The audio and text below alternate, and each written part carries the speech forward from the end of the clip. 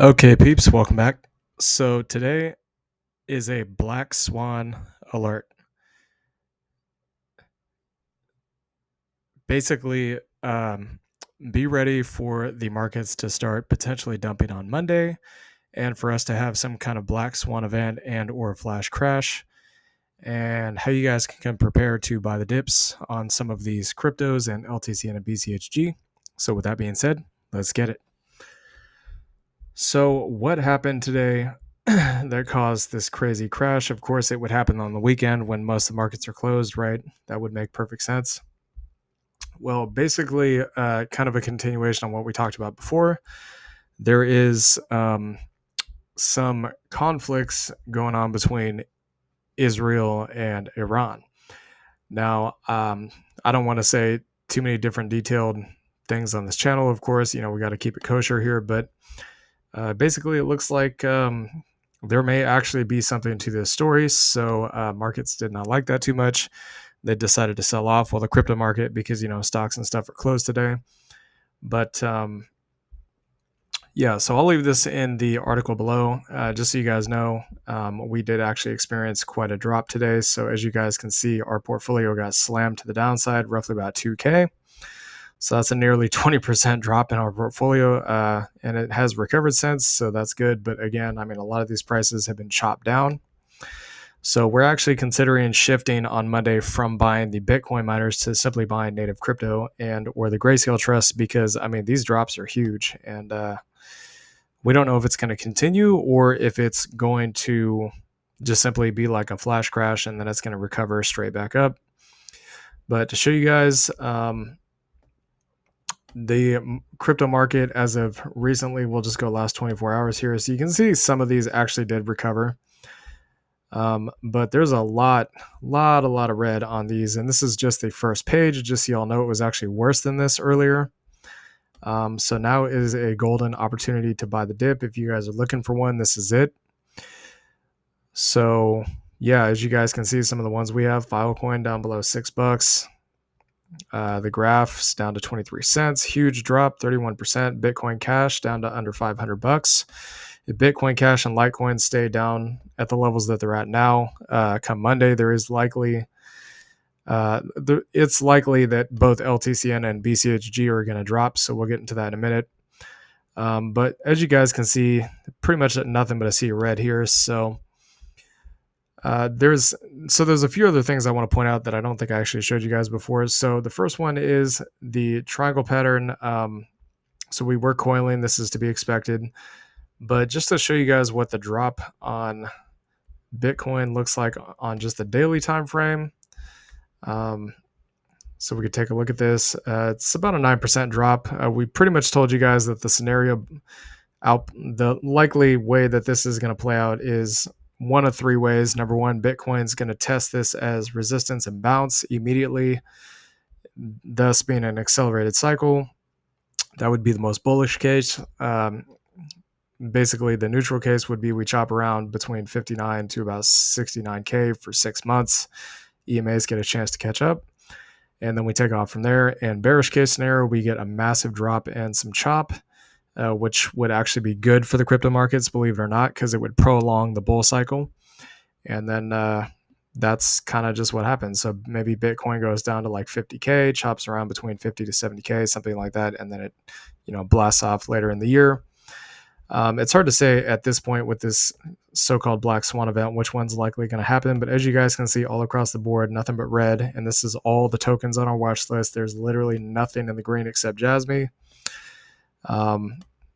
I mean, the two underlines for LTCN and BCHG are both down nearly 10%, so not as bad as some of these altcoins, but still a pretty large drop. So there's a few other things I wanted to point out to you guys that I actually did not show you before, and this is because we only talk about macroeconomics once a month, generally speaking. So I wanted to show you guys that we do actually have an RSI death cross and about to have a MACD death cross on the S&P 500. We do actually have one on the NASDAQ and also basically the NASDAQ for the RSI and the MACD. As you guys can see, the last time that we had these back here in July 2023, August 2023, we had a pretty substantial drop. And of course, also the last time that we had one back here, you can see the death cross here. Of course, it was the indicators were kind of chopping around, but once we did actually get it to play out, the bearish scenario, so to speak, based on these two death crosses right here, I mean, the drop was huge. We went into a bear market. Do I think this is going to be a bear market scenario? No, I do not. But I do think there's a possibility for like a short-term correction, maybe a month or two. So you can see a very similar story here on the Russell, death cross on the weekly. About to get a death cross on the MACD, also on the weekly, and for the Dow Jones, we already have a confirmed death cross on both indicators. So stocks looking like they might end up having some kind of pullback. Again, we could pull back as far down as 4,800. I mean, there's no real support between there and here, except maybe like this 5,000 level. You can see these candle tops here. I mean, that's pretty much maybe about where we'd stop, or somewhere around 5,100. Another thing I want to point out is that the markets, and we showed you guys this on X. If you have not followed us on X, please do so. The link is on the channel. So we had a massive drop on the stocks above the 50-day moving average, and also basically the S&P and the NASDAQ versions. So that's something to keep in mind. So last week, the markets were, they were kind of freaking out a little bit because CPI came in hot. They're like, well, crap, we're not going to get any Fed rate cuts this year. So they're freaking out. And of course, earnings season starting. So that's not helping. Although I think earnings season will be fine. And then, of course, you have this Black Swan event. So how can you guys prepare for this? Well, we're going to take a look at the Bollinger Bands real quick, because this is actually something that I've never looked with you guys on this channel. So let's take a look at the weekly Bollinger Bands. As you guys can see, we are pretty close to the top of these bands here. It did actually get kind of overextended out of the bands. Generally, when that happens, it does come back within the bands. As you guys can see, the middle of the Bollinger Bands is at 54,000. The bottom is at 28,000. Do I think this is going to go back to 28,000? No, because that would break the monthly bull trend line here, which is basically a near perfect indicator. At the absolute lowest, we might go down to like maybe 37, 38K, somewhere in there.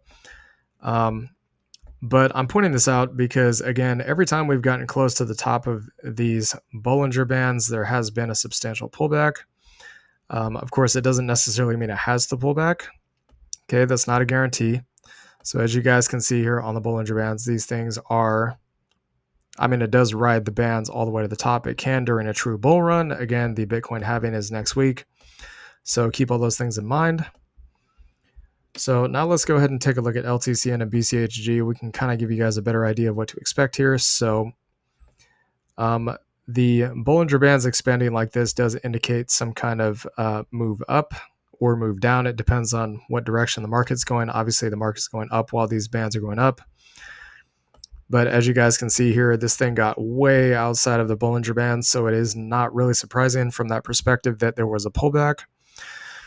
So I would say likely what's going to happen Monday is the markets are going to open. People are going to freak out and sell out of their positions because, when this happened, of course, the markets had to be closed. Crypto may recover by then. It depends on how bad this thing gets. But LTCN, I would say, is likely going to pull back to somewhere between this $23 to $27 range. If it does pull back lower than that, it'd be about $13 to $14.50. So if it gets down here, we're definitely going to buy more. But this is more so for you guys, just so you all know, give you a better indication of how far down this is. Could be about as much as 27% just to get to that next zone. So BCHG, again, you guys can see another reason why this thing just really slammed hard to the downside. Again, this thing got massively, massively outside of the Bollinger Bands. And what did it do? It came right back into it. So I think there is a good chance that this $10 to $12.50 level will hold, but if it does not, it could come back to roughly about $7 to $7.60, somewhere in there. Do keep that in mind. So what's the best way to potentially approach this? Well, it kind of depends on what plays out. So if it comes back to this level, you could maybe deploy like 25% of your capital, which this could happen as early as Monday. And then let's say it gets somewhere in between here, you put in another 25%, and then down here another 25%. Or if you think it's going to go even lower down to this $6 to $8 level, which is a possibility in a black swan event, that is possible. I'm not saying it's going to happen. The likelihood is very low, but you could save the last 25% for down here.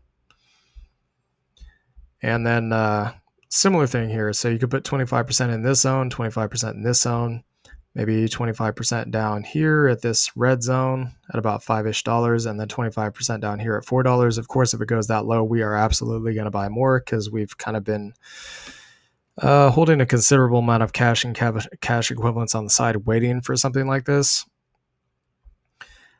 Just to give you guys some numbers here on just how much we are actually holding on the side, it's roughly between 30 to 50K in cash and cash equivalents. So essentially the value of 2 brand new cars.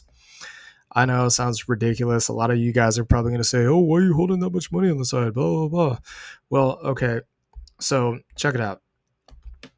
And I'm actually going to remove these so you can see more clearly. So right around the time of the halving, actually shortly before then, in February, of course, you guys know what happened back in 2020. Everybody does, pretty much everybody in the world.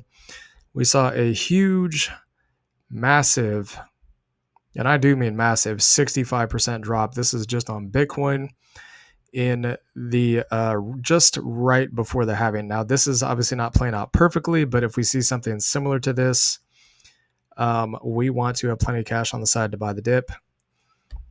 Because again, look at what happened to Bitcoin after this. It went from 3K all the way up to 69K. I mean, the V-shaped recovery was absolutely bonkers. And this actually happened right before the halving. So the halving was in May. This thing did not start recovering until basically right before that. Now we're actually getting something very similar. Whether it drops 65% or not remains to be seen, but we're getting something very similar right before the halving. And again, the halving is next week.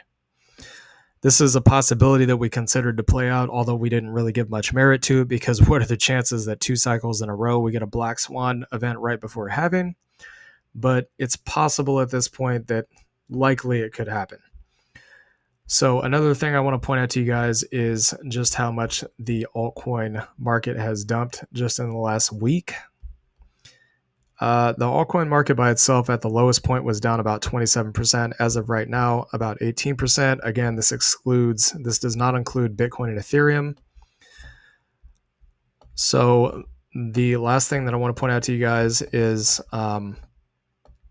what happened back during the Black Swan event of 2020. So as you guys can see, we hit a peak here of about 83 billion and we dropped all the way down to 27 billion. So this was nearly a 68% drop on altcoins. But after the halving, okay, this is the important part I want to point out to you guys. So after the halving, the move up on altcoins was absolutely ridiculous just to get to the first peak. The crypto market for all altcoins, not including Ethereum and Bitcoin, was a whopping 3,000%. So the gains all across the altcoin market from basically from the pandemic top or pandemic bottom to pandemic top, or let me rephrase that. The pandemic bottom to the bull cycle top was a 30x. So that pretty much would have been your average if you had picked like around average return coins like 10, 15, 20x and got down at these lows during the midst of the dump of the Black Swan event. That would have been your return. A lot of people estimate that the altcoin market, well, let's actually just do a measurement here. So let's say that this thing returns even half. Oh God, I can't even measure it. So let's just say this thing returns even half of what it did before, from the bear market low to 1,500%. This is absolutely insane. I can't even measure it.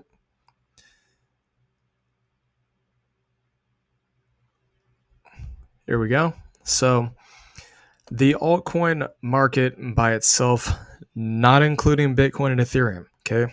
If Bitcoin goes to 200,000, Ethereum goes to 20,000, which is possible. It could happen, especially if a spot Ether ETF gets approved by next month and the Black Swan event that we're seeing now is kind of just a fake out. This would put the altcoin market at a total of about 4.5 trillion with a T. So basically, this market from the current value right now would do roughly about a 7x as a whole.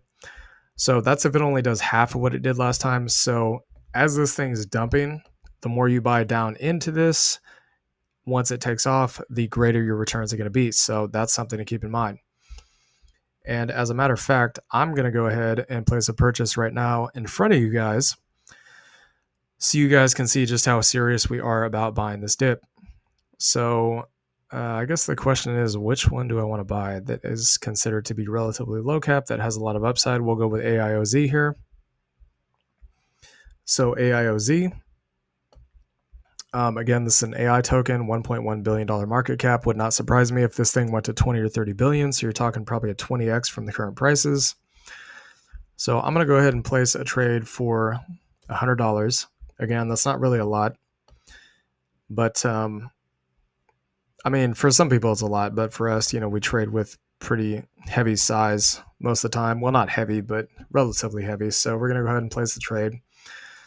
And we are going to collect roughly about another 158 tokens. So this will, of course, based on the drop, will give us a substantial discount on this token. And you guys can see that we basically are putting our money where our mouth is. So if we take a look at AIOZ, and this is going to be the last thing I cover on this video with you guys. So AIOZ, just to give you an idea of just how large that drop was. So let's get rid of the fibs here. Just on the weekly time frame alone, the drop from top to bottom was nearly 38%. Again, keep in mind, this is normal in crypto. It happens, especially during a bull market. And as of right now, it's down about 30%. So basically, looking from the peak here to the current price, it's taken about a 40% haircut. Again, very cheap prices. No guarantee we're going to get this again. This could all just be a complete fake out. Maybe it's a nothing burger and the markets don't care and they just keep going higher. And then the Bitcoin halving happens next month or next week. And then, the next 8 to 18 months is nothing but upside. So yeah, anyways, Black Swan alert. Whether you guys choose to buy this or not, this is a rare opportunity. So hope you all enjoyed this content. Please like, comment, and subscribe, and we'll see y'all later. Peace.